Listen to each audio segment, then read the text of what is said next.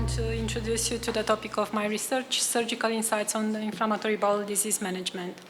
My name is Mihaela Topala. I'm a gastroenterology specialist from Romania and also a PhD student at Davila University from Bucharest. And I am participating in a one-year fellowship of translational medicine sponsored by the MOL group.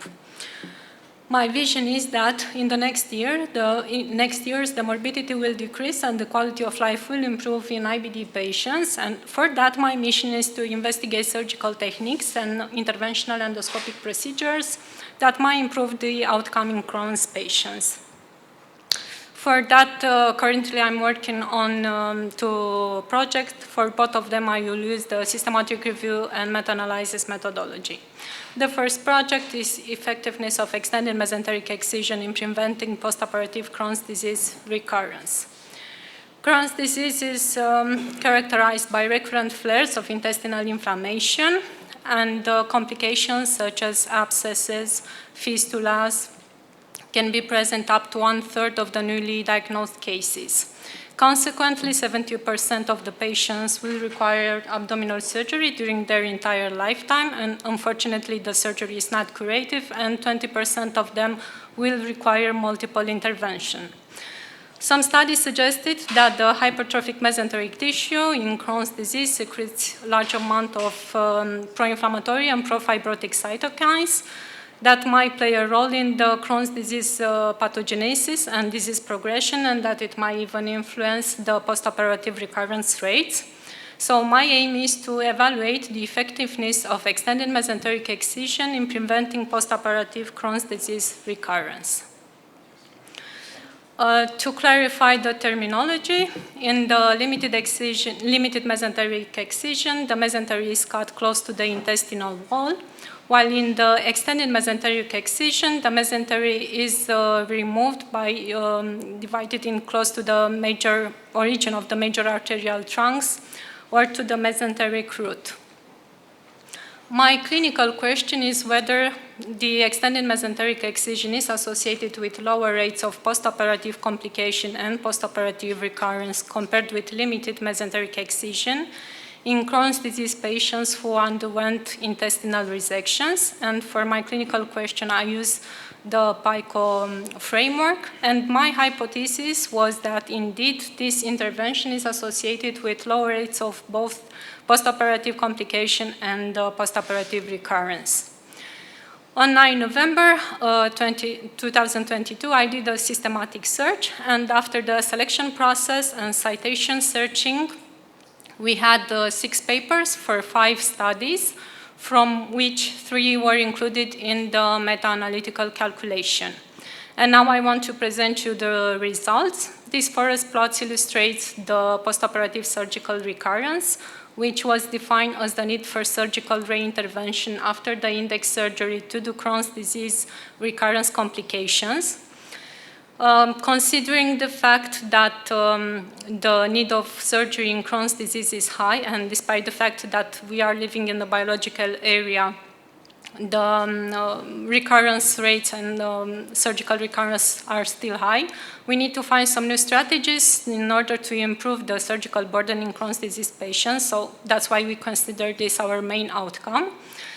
For the measure of effect, we used the odds ratio with 95% confidence interval, and we included 3 retrospective cohort studies that mostly reported data from prospectively maintained databases with a follow-up period that varied between 47 and 69 months.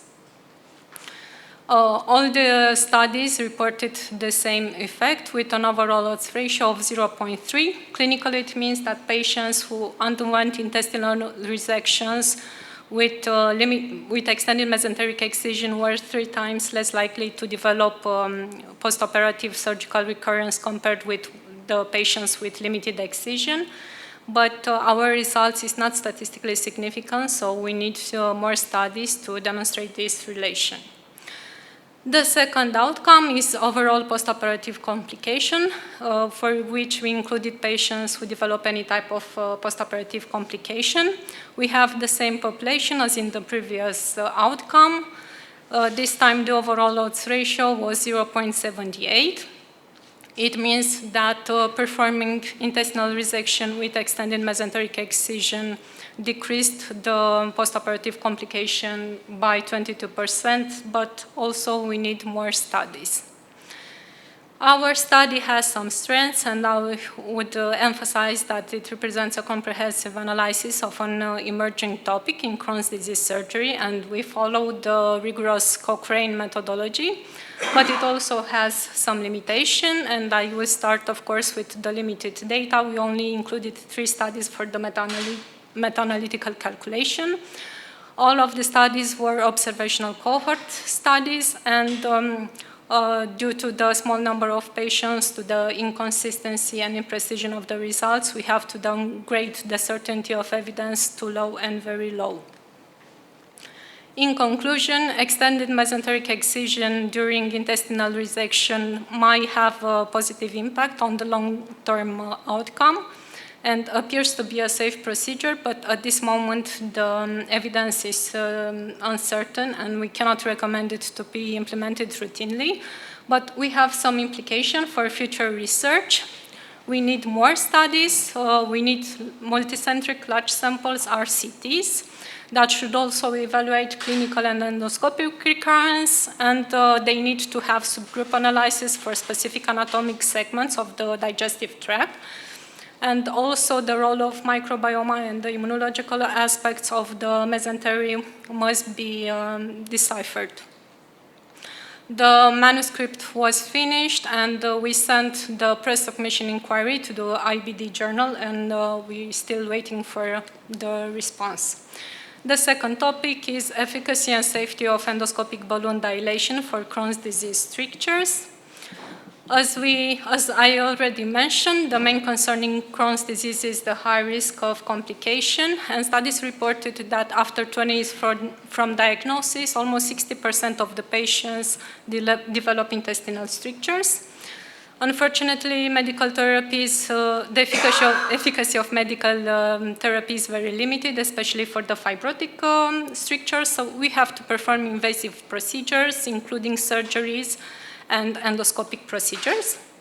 For the endoscopic treatment, the mainstay is represented by the endoscopic balloon dilation, which is recommended by the latest ECHO guideline. So my aim is to evaluate the safety and efficacy of endoscopic balloon dilation for Crohn's disease strictures. And for that, I use the COCO-POP framework, where the population is represented by Crohn's disease patients with intestinal strictures. The context will be performing endoscopic balloon dilation, and as a condition we'll have a post-procedural complication, short-term efficacy and long-term efficacy. My hypothesis is that this procedure is indeed associated with low rates of complication and high rates of short-term and long-term efficacy, and that would reduce the need for surgery and would improve the long-term outcome. We had a preliminary research with almost 13,000 hits. There are some meta-analyses, but also new data is available, so we'll try to work on this, and we plan to submit the second project by December 2023. In the end, I want to thank you for your attention, and I want to end with my favorite quote: everything is theoretical impossible until it's done. Thank you. So you said there's some data suggesting that the mesentery can produce some things which complicate the disease course, and if you take away the mesentery, what is that based on? What kind of studies? There are immunological studies. They investigated the hormones and the cytokines that are secreted by the mesentery, and there are, in Crohn's disease, there are high amounts of pro-inflammatory and pro-fibrotic cytokines, but also some anti-fibrotic. It's like a balance that in Crohn's disease it tends to go to the pro-fibrotic and pro-inflammatory. This is the hot topic in Crohn's disease now. And we need further studies to see how we can use this to improve the outcome, and maybe to see if at some point we can develop new medicine that target this part of the intestine. Is there a potential that some patients may benefit from more, from an extended resection than others, because their mesentery is more evil, or produces more of that wrong kind of stuff? So what I'm asking, that there may be patients who need their mesentery, but there may be patients who really don't need it, or in whom. So how could you find that population? What do you think? At this moment, data is very limited because we only found 3 articles. The main concern in Crohn's patients is that cutting the mesentery will be associated with postoperative complications such as bleeding, because the mesentery is hypertrophic and hypervascularized. And I believe that most surgeons refrain to cut the mesentery during intestinal resections. In the guidelines, it is stated that conservative manner should be adopted, not to cut too much of the intestine, of course, but at this moment there aren't some specific recommendation for the mesentery, so we need to see in the next years if there are, at this moment there are some RCTs that are still ongoing, so we don't have certain information, good quality information. Thank you.